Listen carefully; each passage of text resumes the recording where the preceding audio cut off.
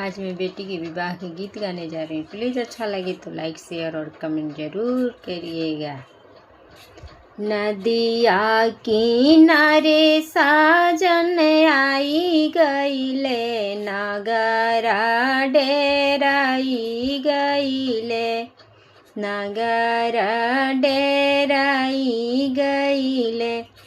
नदिया किनारे साजन आई गईले, नगरा डेराई गईले, नगरा डेराई गईले।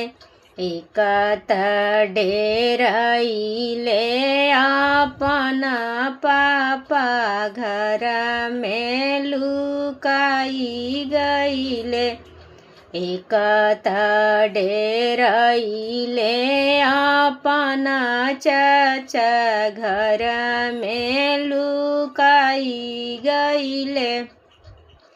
का तू पापा डेराई गईल, घर में लुकाई गईल।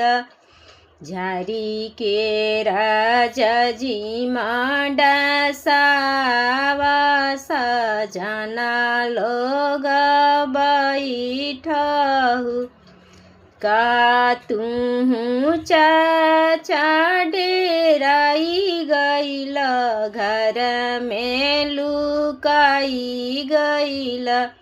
झारी के राजा जी मांडा सब सजना लोग बैठसु, झारी के राजा जी मांडा सा